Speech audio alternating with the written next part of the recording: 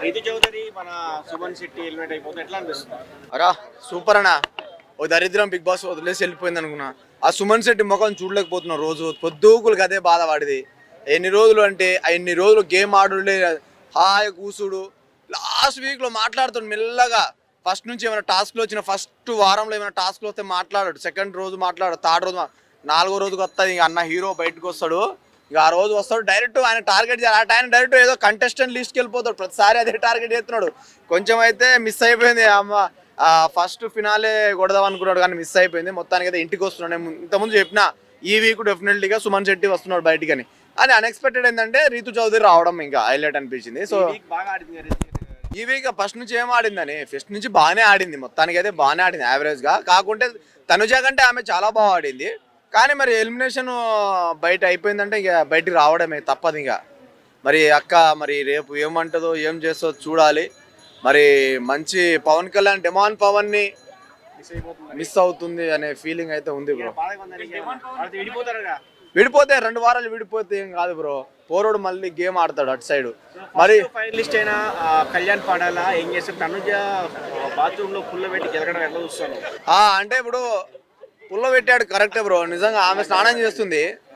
నిజంగా ఎంత నీచమైన పని చేశాడంటే అది నవ్వుకుంటూనే చేశాడు. అది చాలా నీచమైన పని అనిపించింది కళ్యాణ్కి. అసలు కళ్యాణ్ మంచోడు, అందరూ పొగుడిరు, రెస్పెక్ట్ ఇస్తాడు, అది ఇది అన్నారు. ఒక క్యారెక్టరు నవ్వులాటంలో ఎక్కడో కనిపించదు బ్రో. ఒక క్యారెక్టర్, ఒక అబ్బాయి క్యారెక్టర్ ఎడబడతా అంటే ఒక అమ్మాయి స్నానం చేస్తున్నప్పుడు నువ్వు నవ్వుతున్నావు కావచ్చు. ఇప్పుడు అంతమంది చూసే ప్లాట్ఫామ్లో నువ్వు అమ్మాయి స్నానం చేస్తున్నావు పుల్ల పెట్టి గెలికేది. మరి బాత్రూంలో ఏదో ఇంకా వాళ్ళ పనులు వేసుకుంటారు, స్నానం చేయడము, ముఖం కడుక్కోవడము, ఏదో ఒకటి ఉంటుంది కదా. ఆ టైంకి నువ్వు పుల్ల పెట్టడం ఎందుకు కిందికి వెళ్ళి? ఎంత దరిద్రం, ఎంత నీచం అంటే దీని గురించి బిగ్ బాస్ మాట్లాడాడు. తనుజ అయితే అసలే మాట్లాడదు. ఎందుకంటే ఈమె నామినేషన్ లేడు కదా అన్న. నామినేషన్ లేనప్పుడు ఏం చేస్తుంది? ఆయన ఓట్లు నాకు పడుతుంది, ఆయన షర్ట్ వేసుకుంటే నాకు ఓట్లు పడుద్ది అనే ఫీలింగ్ ఆమెది. మస్తు తెలివితేటలు ఆడుతుంది. మరి చిన్న దానికి మొన్న డెమాన్ పవన్ ఇట్లా అంటే రప్ప పోయి లొల్లి పెట్టుకున్నాడు. లేలే అటు తోస్తున్నాడు, ఫిజికల్గా అవుతున్నావు, అది ఇది అని చెప్పేసి బర్ని వాళ్ళ ముగ్గురు అది ఏమంటారు మొక్క నాటే పూలు నాట్లే టాస్క్లో అది చాలా దారుణం అనిపించింది. డెమాన్ పవన్ని బాగా గుద్దేసింది. మరి దాని గురించి ఎందుకు మాట్లాడాడు? ఎవ్వరు మాట్లాడరు. ఆమె హైలైట్ అయ్యేదు. ఇప్పుడు ఓపెన్ పుల్ల పెట్టాడు, అది నచ్చింది. ఇప్పుడు ఒక సైడ్ చూసుకుంటే first finalist, next army person అయినా కామన్ మ్యాన్ కూడా కాదు. అలాంటి వ్యక్తి అట్లా చేయడం ఎట్లా అనిపించింది బ్రో? ఇప్పుడు ఆర్మీ అనేది పక్క పెడితే ఒక కామన్ మ్యానే అతను, ఒక వ్యక్తిగానే.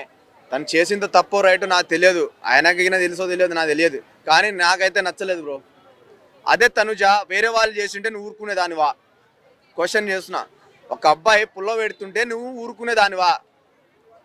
ఇప్పుడు భరణి కాకుండా ఈ వేరే వాళ్ళు ఎవరైనా సరే డెమాన్ పవన్ పెట్టుంటే నువ్వు ఊరుకునేదానివా? బాత్రూంలో నువ్వు పనులు ఉంటే ముఖం కడుక్కున్నప్పుడు స్నానం చేస్తున్న టైంలో కిందకెళ్ళి ఇట్లా పుల్ల పెట్టి గెలికాడు. అది తనుజ ఎందుకు యాక్సెప్ట్ చేస్తుంది?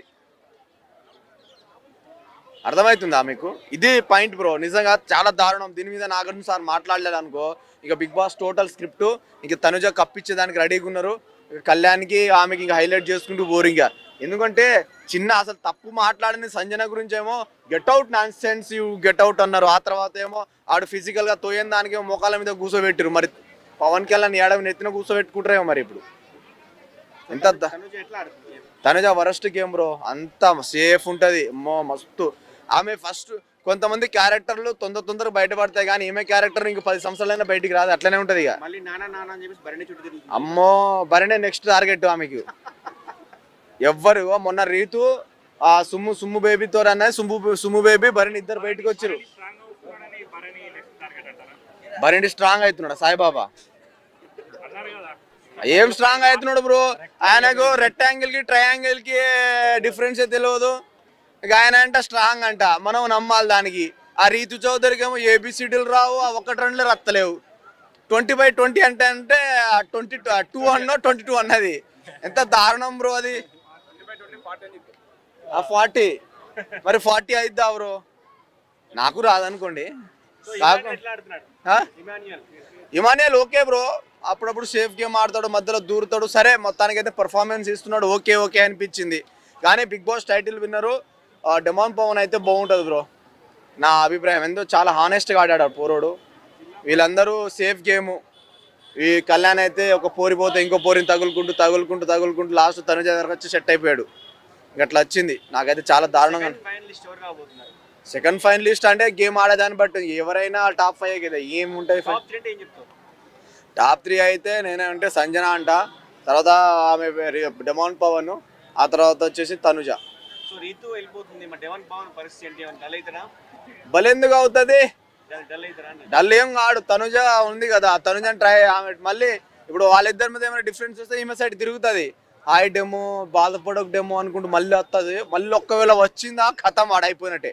సో ఇప్పుడు సంజన ఎలిమినేషన్ అవుతుంది అనుకున్నారు, కానీ ఇద్దరు అవుతుంది. సంజన బిగ్ బాస్ లకి వెళ్ళి పంపిస్తే బిగ్ బాస్ చూడరు.